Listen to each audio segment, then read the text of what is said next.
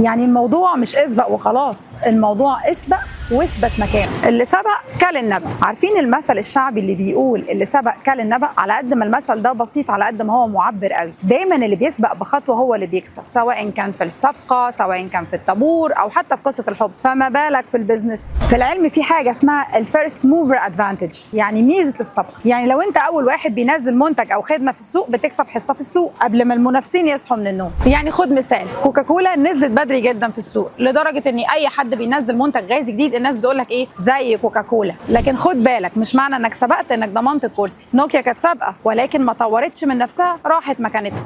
يعني الموضوع مش اسبق وخلاص، الموضوع اسبق واثبت مكانك. السبق زي المفتاح، يفتح لك باب البيت، لكن الاستمراريه في التطوير هي اللي هتخليك جوه البيت. خد بالك، مش كل اللي سبق كمل، لكن كل اللي كمل كان لازم يسبق. سلم لي دماغك، وكل مره مع دعاء في زيرو بلس هتطلع بحاجه جديده. سلام.